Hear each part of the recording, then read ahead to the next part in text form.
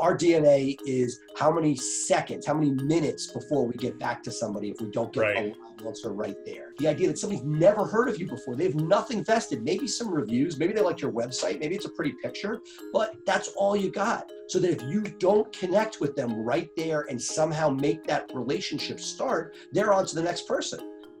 I'm Jack Newton, CEO of Clio, and this is the Daily Matters podcast. On Daily Matters, we talk with legal professionals, industry leaders, and subject matter experts about the future of law. We explore where the legal industry is headed, how legal practice is changing, and what you can be doing to position yourself for success. This episode of Daily Matters is brought to you by the 2020 Clio Cloud Conference, the world's best legal conference, which is going completely virtual for the first time ever. Get your pass now at cliocloudconference.com. Today's guest is Seth Price, managing partner at Price Benowitz LLP, a Washington, D.C.-based law firm with offices in Maryland and Virginia. Seth is also the founder of Blue Shark Digital LLC, which helps law firms and businesses use search engine optimization, or SEO, and other marketing techniques to stand out online. Seth, thanks for joining us. Great to be here, Jack. So Seth, starting off, it must be a pretty crazy time in Washington. On top of COVID, there's so much social unrest. There's a football team being renamed. There's a pretty important election coming up in just a few months. Can you give us some insight into what it's like to be in DC right now? Sure. I mean, in DC, I live in the suburbs in a little bubble.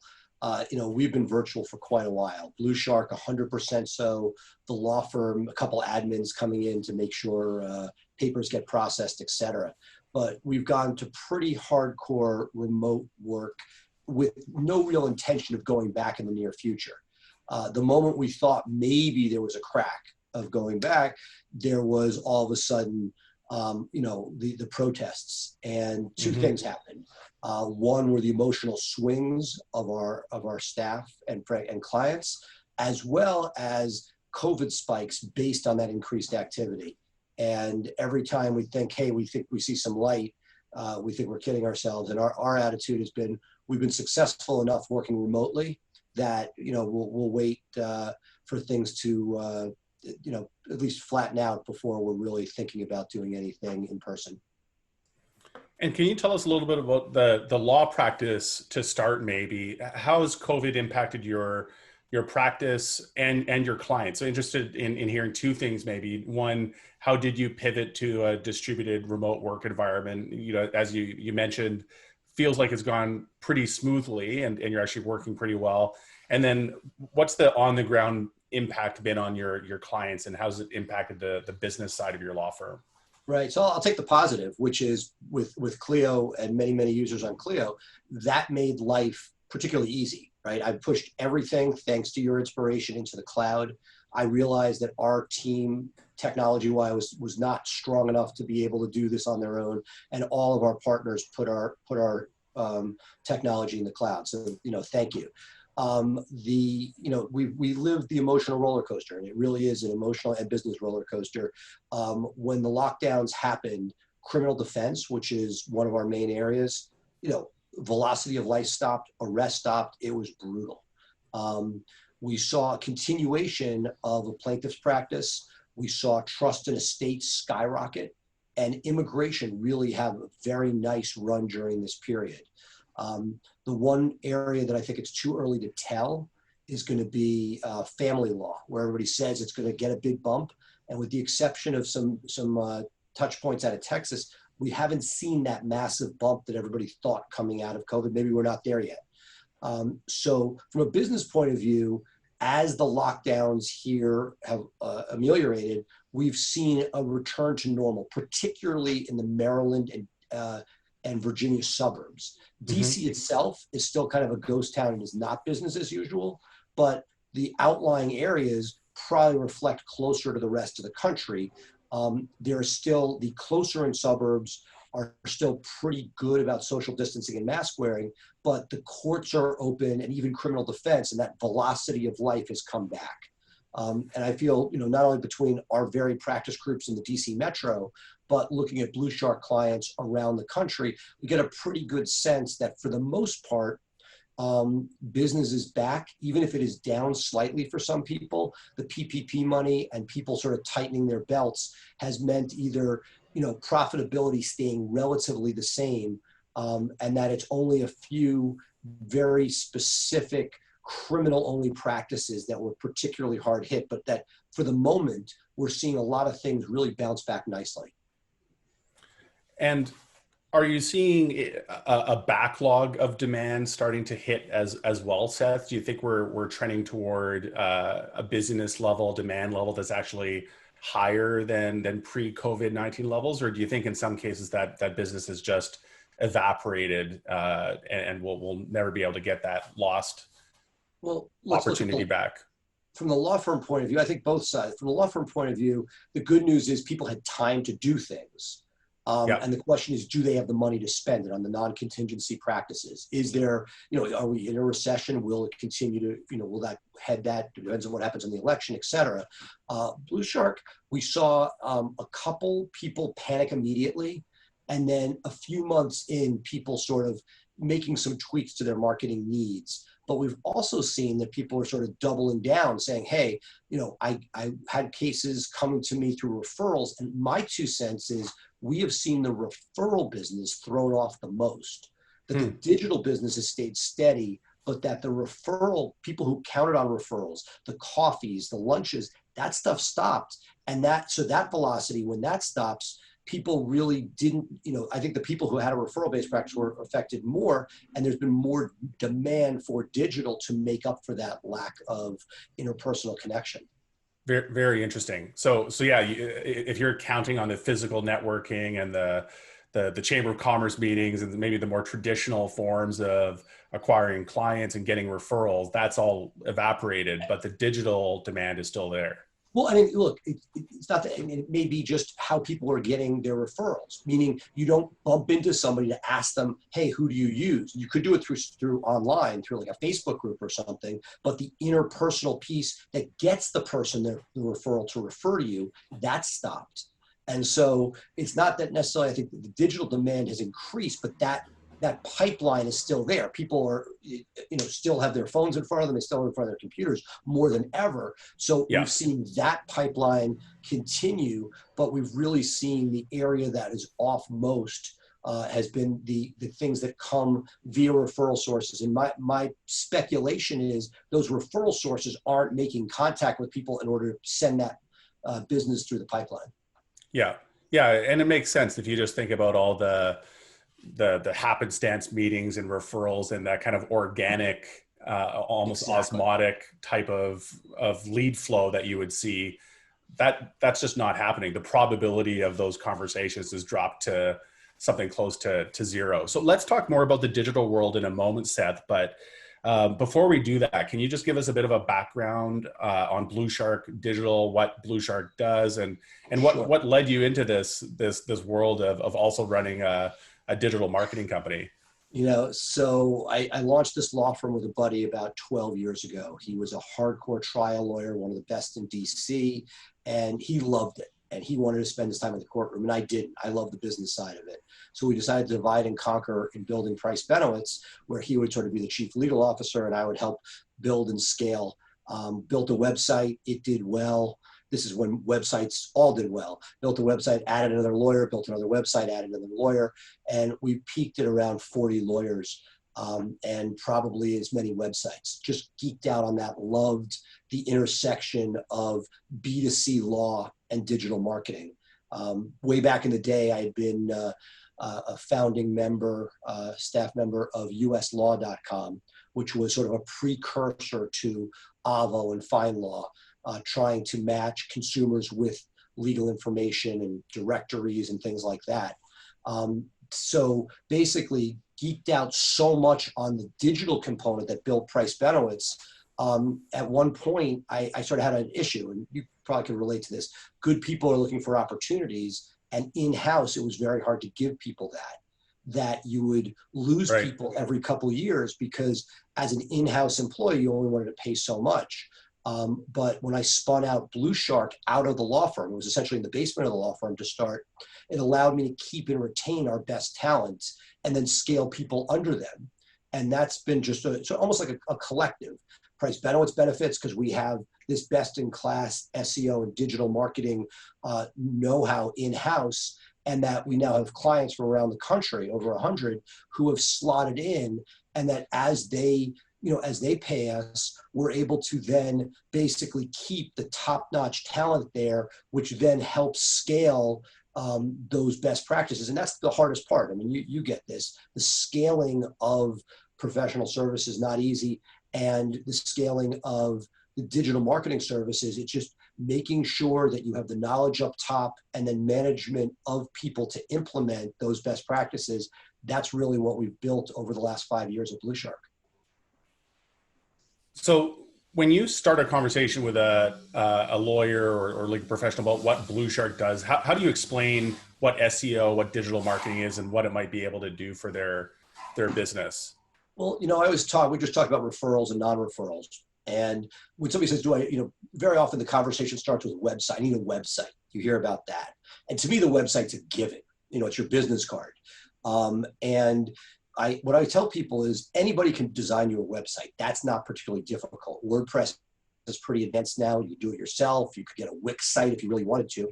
And if somebody knows who you are and they go there, you just need a site that is sophisticated enough to convert somebody who knows who you are with a phone number, and not so bad that like they're gonna say, hey, I can't trust this person. So that's step one. But what I talk about search engine optimization and pay-per-click as well, is that how do you get people to find you and eventually hire you who've never heard of you before? And to me, that is what I love about it, is that through demonstrating to the Google algorithm that you are authoritative for what they are looking for, you're able to get yourself placed in such a way that when they get to the website, even though they don't, they may not have heard of you 5 minutes before, you're able to create that mini relationship, which then turns into a call, God willing, which then turns into a client. So we could have an entire episode just talking about the intake piece. That is so important. And I know you've made strategic acquisitions in softwares to help people document, track, and monitor that intake. It's so important because everything that Blue Shark does, doesn't really matter if they don't become a client in Clio, right? If you don't land the client, then you're not doing this for your health. You're doing it to make money. And so everything that we focus on is getting the phone to ring, making sure that you have a process, both technology-wise and human resource-wise, to allow for that person to be converted. Great. But the search engine optimization, the digital marketing piece is how can I get more people to find me, clicks to calls to clients, to revenue. That's really the game that we play. And that, we've worked on fundamentals. You've known me for a long time. And the truth is, in the time you've known me, the basics are pretty much the same. There are no secrets. It's high quality content. It's authoritative links coming in, backlinks from organizations, almost like a vote of confidence. It's a well-coded site using the tools that Google gives us with schema and organizing the site in a way that both the user can get themselves through as well as the Google bot. And now, in recent times, it's been local, the all-important 3-pack, and optimizing Google My Business so that the organic plus local can put you in that sort of middle part of the page, which has been really advantageous real estate. That's the game we play organically. And then from a paid component, when you need sort of a spigot to turn off and on, being able to work with pay-per-click in order to be able to buy enough media to turn clicks, where here it's easier because you're getting the click, you only pay for the clicks, but very expensive, and basically getting a balance of organic and paid to allow people to get the volume of calls necessary to run their firm. Seth, you in that answer, which you talked about a lot of aspects of what a effective digital presence looks like. You talked about the 3-pack in Google for listeners that might not be familiar with that. What do you mean by that, and why is it so important? Well, basically, when you look at a search page on Google, and again, more and more you should be looking at it on your mobile because that's where everybody is right now. But you have ads at the top, and then Google generally has a map with 3 locations right in the middle. And for the moment, unless they put a paid ad in there to add a fourth, it's been free territory. Free meaning it's a lot of time and effort to get into it, but that middle spot where you can see the number of reviews somebody has, and as you get into it, there's more and more that Google has in the Google My Business section. The organic of the listings below it. But coming back to the local component, really important right now because Google is trying to keep people in their universe as long as possible. You can now, book a restaurant reservation, a flight or a hotel, all from within the Google My Business interface. That's where you aren't on the company's website, but you're within the Google environment. They have pictures, they have reviews. The company can, or the law firm can put posts that disappear every 7 days. There's descriptions, videos. They have essentially allowed you to have a Google website, for lack of a better term, that is incredibly important because that area is highly visible. The reviews are an amazing conversion factor, and that we put a lot of effort into making sure that our clients have the best shot of showing up, because when you show up there, it is infinitely better than not. And so it is not an easy process, and it's not a finite process, and it scrambles every once in a while. It's incredibly frustrating, but when done right, and you are thought of and seen by Google as authoritative, and you're in that middle sweet spot, that it really is something to behold. And when something isn't there, you can see a difference from when it is. And it's the frustrating part when I talk to people is, paid media is great, pay-per-click, Google AdWords. You pay X amount of money, you get X number of clicks, and you can see immediately results. When you talk about organic, it's a long-term play. It can be anywhere from 6 to 9 months. It could be a little bit more for a brand new website. It could be a little bit less for an established website that you're just adding some best practices to, but that you're building an asset. And it's a black box to a lot of people. And that's a really scary thing. There's a lot of bad actors that come into the space and sort of promise things. And I always say to people, look, the things we talked about just a moment ago is somebody building content for you?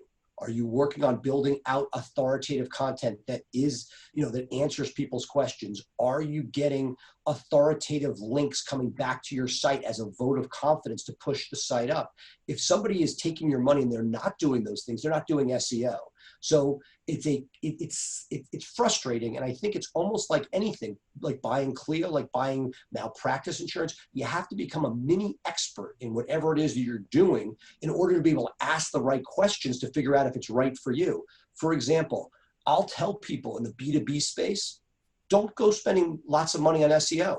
It generally is not the right answer, in the sense that if you're doing, outside general counsel work, you're going to get your money through relationships.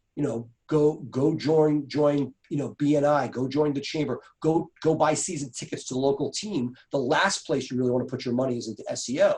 But when you're dealing with the B2C space, injury law, criminal, immigration, trust and estates, family, bankruptcy, those areas, consumers are coming right at you, sometimes more. For instance, the criminal space, I see that as the most susceptible for digital marketing, because God forbid somebody in your world got a DUI.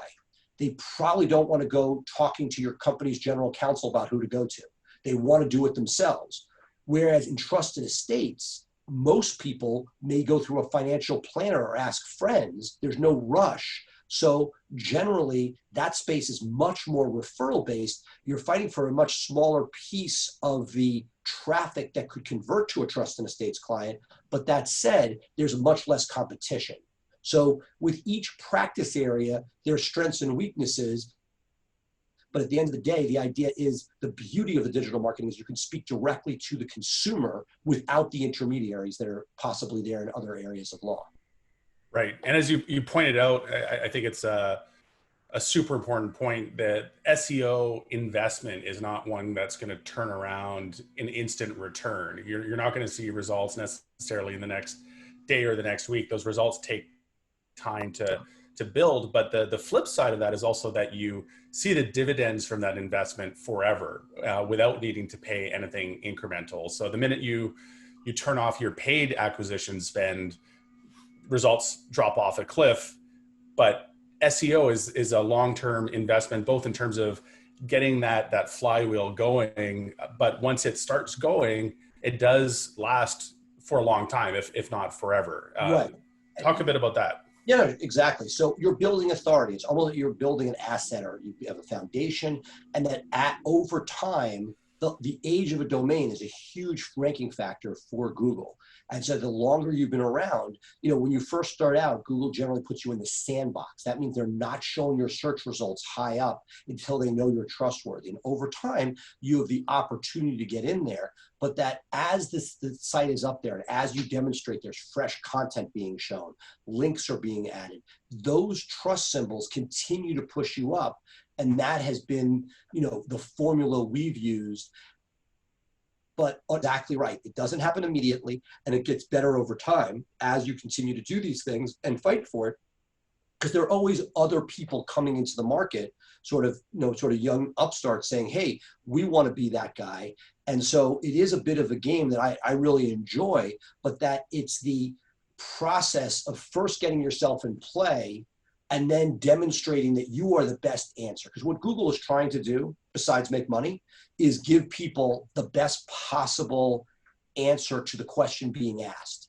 And if they can find that, they feel like people will stay with Google and continue to click on things, a lot of the time, but they're giving you the opportunity to find through organic search results that are meaningful. And so that if you can demonstrate through all the things that you have, through building out content, not one page of content, but a library of content on the topic you want to be found for, Google's going to say, hey, this person's authoritative from the written point of view, from the words point of view. Now they're saying, hey, how do we know? A bunch of these guys have the same content. How do we know which is better? Well, this guy's been quoted on CNN.com, and this guy has a blog post on a very influential forum. As these things get read by Google, and again, it doesn't happen overnight. It is a process, but I'll say this, the problem with paid ads, while they turn on quickly, and as you mentioned, they're ephemeral, they disappear. The problem with paid ads is that it's an auction, which can go artificially high, and the ROI that's potential from it isn't necessarily all that great. Getting a 3-to-1 Right. ROI from paid search is not a given, which is insane. In the legal space, meaning like that's the number where like, okay, 3-to-1, I can breathe, I can grow a business. And so the reason I have pushed towards organic, and it will hold on for as long as it's not completely turned off by Google, is that the ROI that you can see over time, again, it won't be in the first 6 months, you're sucking wind, but once you get that placement, that visibility, the clicks are essentially not costing per click. And you can end up with that 5, 6, 7, 8-to-1 ROI on what you're spending, which just isn't really possible on paid.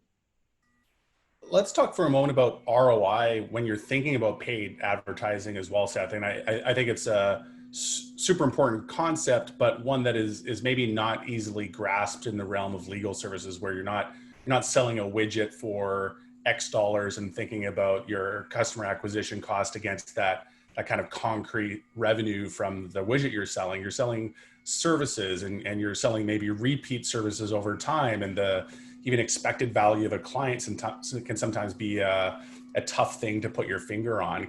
How do you think about ROI in the realm of digital marketing and legal? Well, I'll give you two ways. In one sense, and paid search is probably the best, you can get a finite number pretty quickly.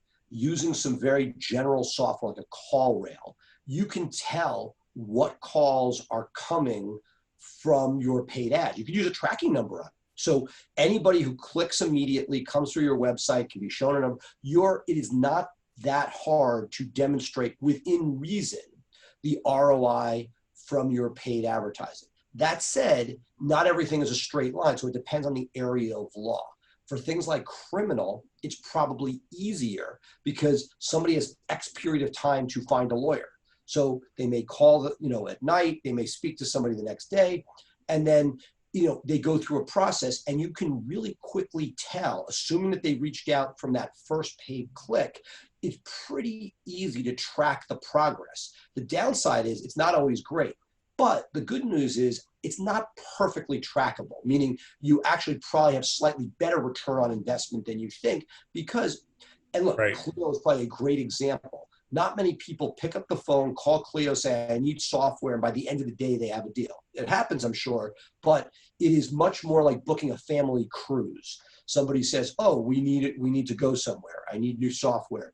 Oh, let me go and see. Here's an article on the 4 best cloud-based softwares. Great. Do I want cloud-based software? Yeah, I want cloud-based. And there's a whole back and forth so that there may be 10 or more touch points before somebody actually does a sale. I see that less in legal, but it's getting more and more in that direction.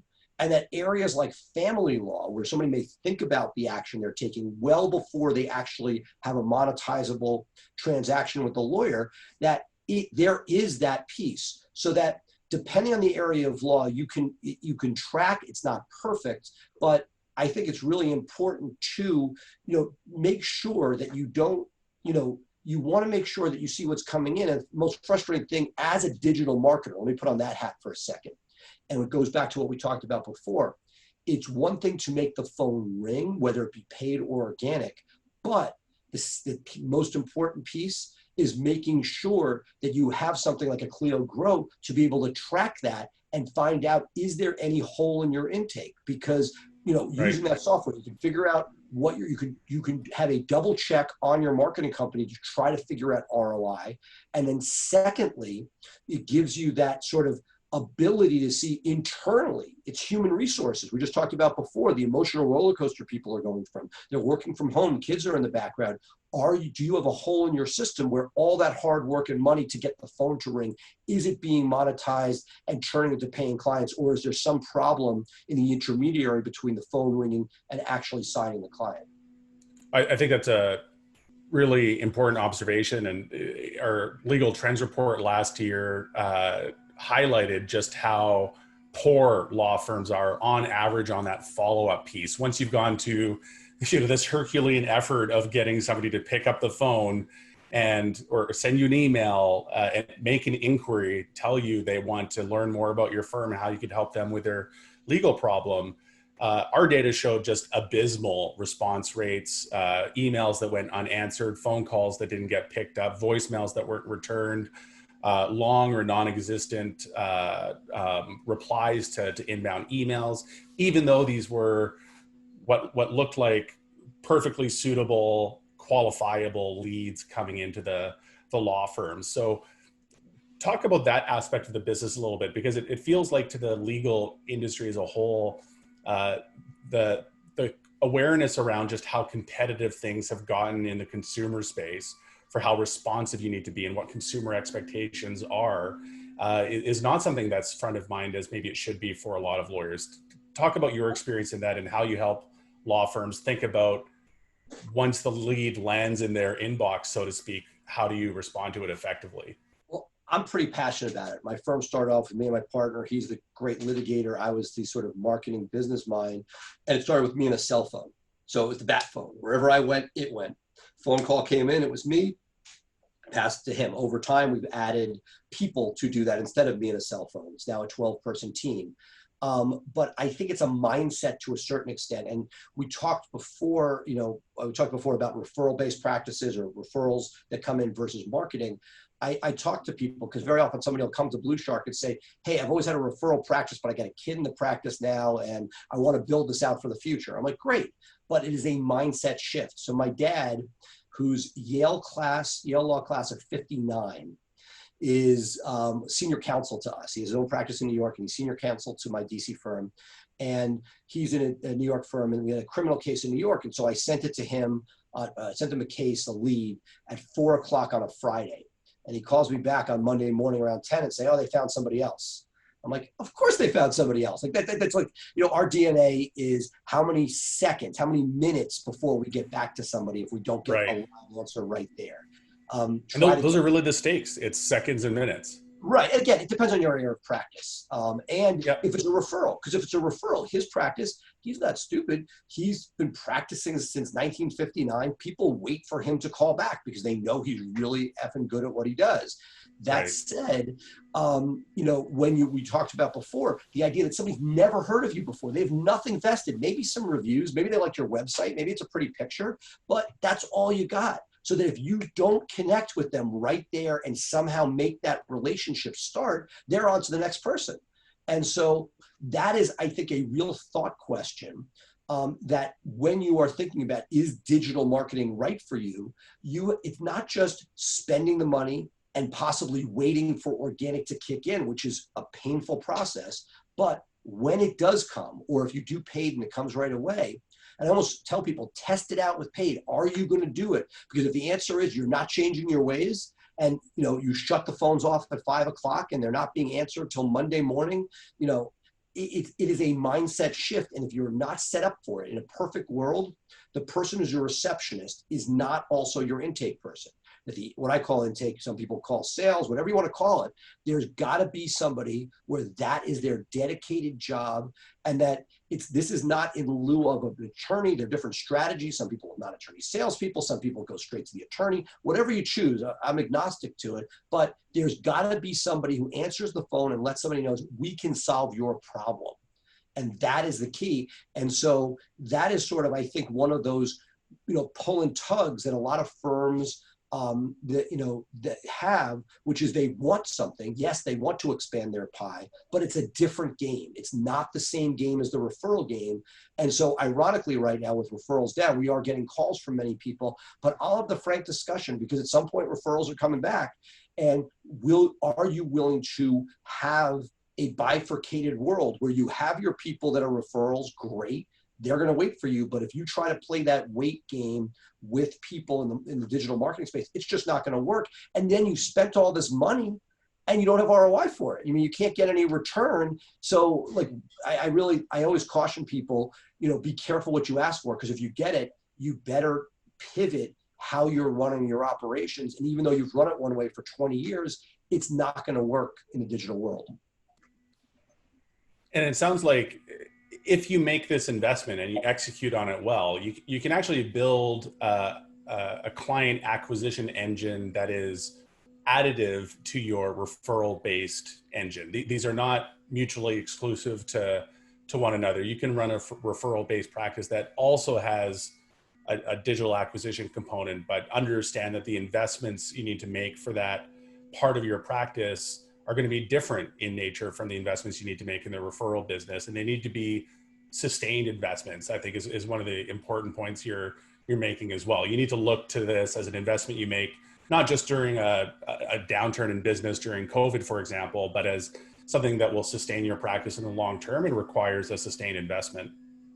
No, I think and just the acquisition of Michael's Lexicata into Clio Grow, to me, that was you guys making a statement, which is it's one thing to manage cases, but if the intake is ignored, you have real problems. And again, absolutely, I know plenty of people that run a firm on Clio without intake, and those are great referral practices and they have good ROI and there's nothing wrong with that. But if you want to be playing the marketing game, knowing where the leads are coming from, tracking them, all that stuff, making sure that there is systems in place, I think it's equally important to whatever you decide to do on marketing.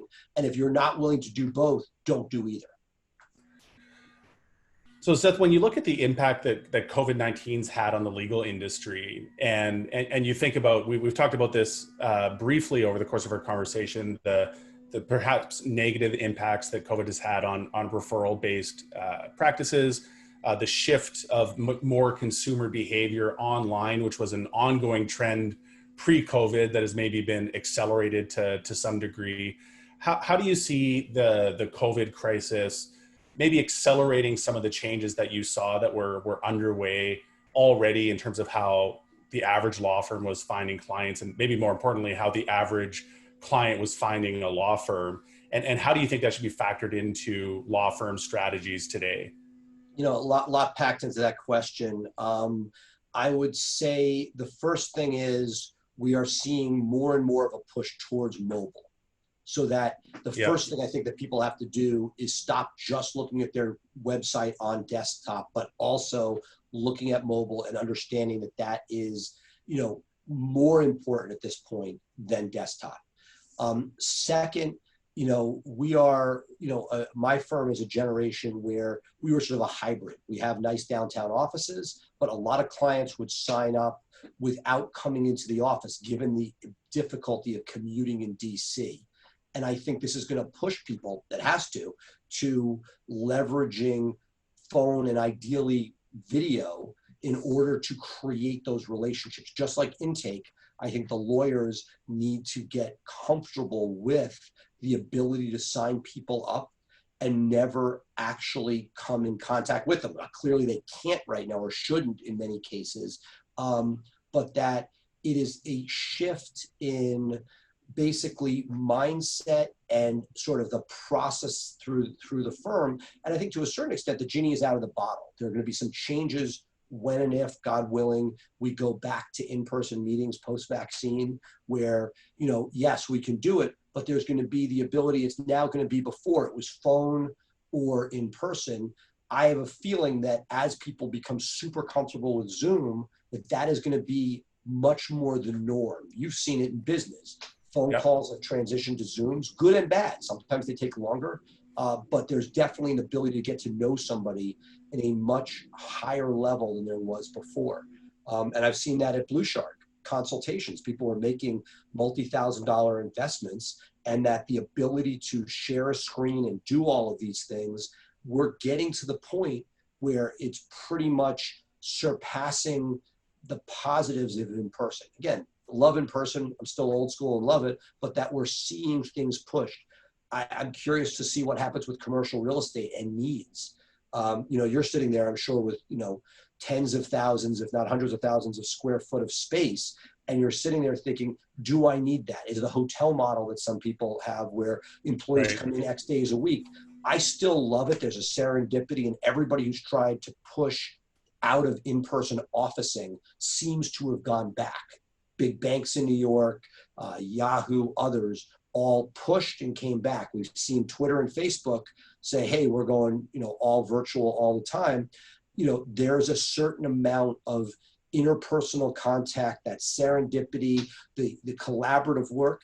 And maybe I'm just older and that the next generation will be able to do this all digitally, but I feel like there's definitely benefits to the in-person, but I feel like companies may require less square footage going forward in law firms. What does need to be done in person? And for us in the DC market, as I'm sure, there are people, as housing prices go up, people are commuting further and further. The benefit of this time has been, people have an extra 2 hours a day. That's a lot of time. Now, balance that with kids screaming in the background and jackhammering of, that's going off with the neighbor's construction. But that of all the negatives, I say that would be one of the positives. That what we have seen, and I'm sure you've seen the same thing, is the rock stars are crushing it at home, and the sort of deadbeats who are getting by, the C plus players, they may have fallen to C's. Like, if you have the ability to skate, this has been a great environment for it. But what we've really seen is that the lack of that commute has given us a little bit of flexibility that I can't say it's balanced out all of the emotional turmoil of both the protests and COVID, but it certainly helped. Yeah, fully agree. It feels like another aspect of frustration that lawyers run into when they start trying to evaluate building out a digital presence is that there are a lot of snake oil salesmen in the SEO space. And I think what I'd love to hear from you, Seth, is how do you tell the people that know their stuff, and there is enormous value to be delivered if you know the ropes, apart from the people that can just talk a good game and as you alluded to earlier, maybe happily take your money, but not actually generate any results and not generate any long-term impacts for your business? Great question, because it was one I faced before I started. I just had a law firm, and people were like, hey, how are you going to differentiate yourself? So for myself, a mentor gave it to me. Basically, I grew from 2 to 40 lawyers using this digital marketing team. Let me do it for you. That was sort of my way in. I think it is a savvy consumer. You need to do your research. And again, I'll say it just like buying client management software. It's, you need to understand the market, know what things do and don't do, be able to get beyond hype, check with friends in the industry. If you don't have those, that are using it, but post them on listservs and Google and Facebook groups, find out and crowdsource what's working for people. And I think you need to also know what you need and how you operate. So at the end of the day, you need to make sure you're not going to a bad actor. And that's paramount. But I feel like at this point, there is enough data out there that for the most part, you can do your research and figure out what's real and what's not real versus having to rely upon a pitch. Because look, I gave that pitch pretty succinctly. It wouldn't take a lot for somebody else to repeat those words in their own manner and basically be able to say, this is what we're doing. But the real question is, when you look under the hood, what is there? Is there regular contact with the company? Are you going to get monthly reports on what's being done? Can you see that value is being added? It's not easy, but just like a client with a lawyer where they're trusting a billable hour, do you understand the value? And for me, any client that engages becomes our partner. They don't think of us as a vendor, but they actually are partaking. We are writing a page of content per day per client. We interview the clients in order to extract from their noggin the stuff that we can't even get outside writers to do. If you see people who are blocking and tackling and simulating what you would do, knowing what are best practices, great. I think the trap people fall into is they say, what does it cost? And they just say, hey, well, I can afford this number. I'm going to grab this product. And that is where it's the middle tier. And I was going to sort of sidetrack for a second, but what I have seen, and the problem with SEO is done right, it's expensive. There's no way around it. You can't outsource content to India. It doesn't work.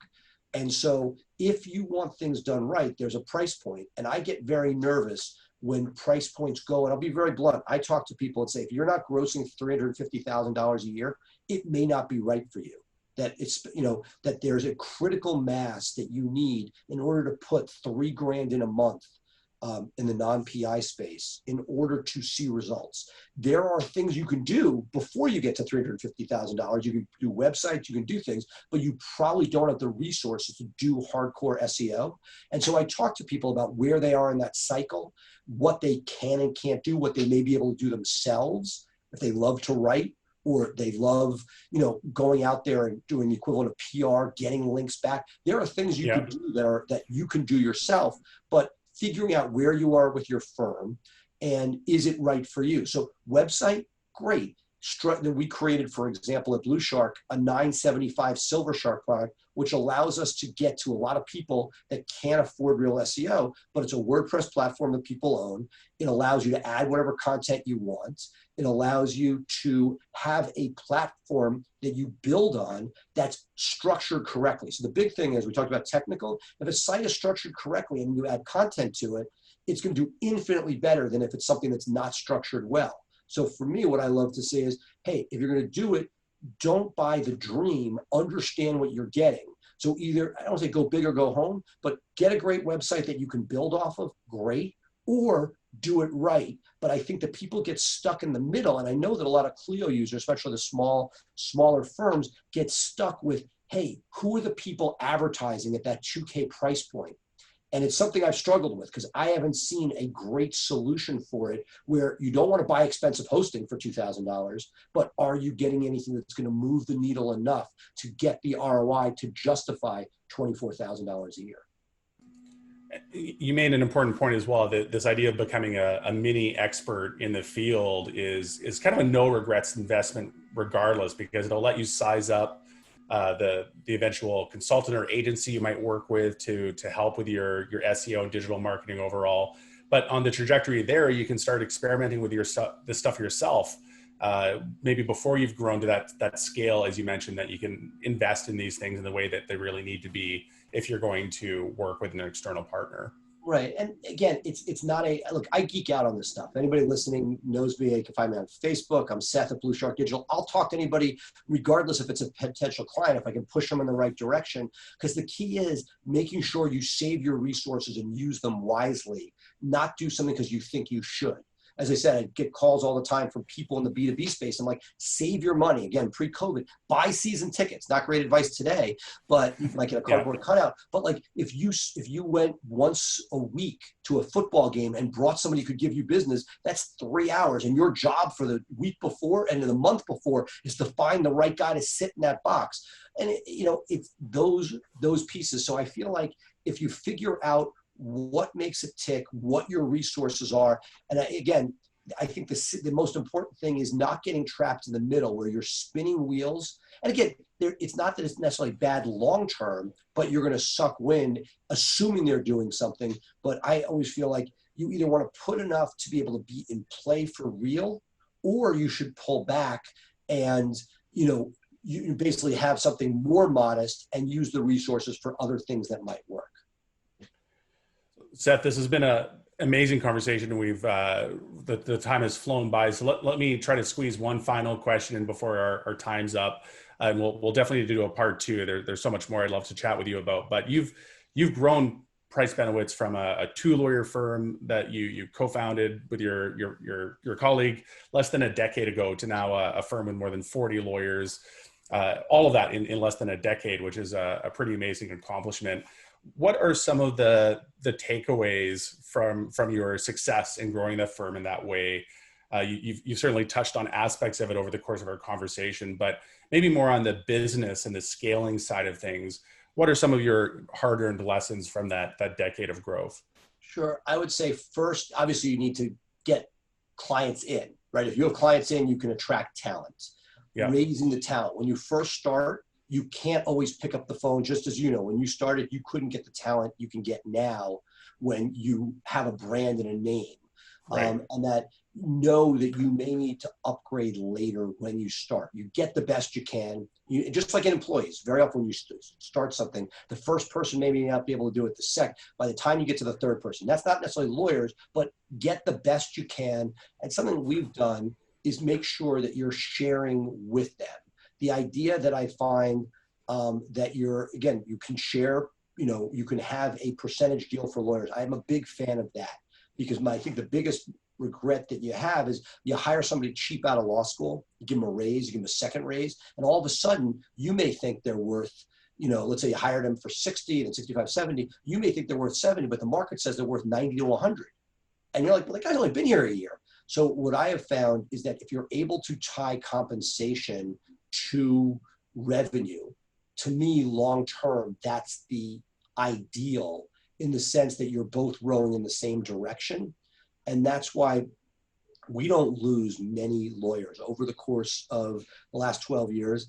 I could probably count on a hand the number of people that I didn't want to lose that we lost.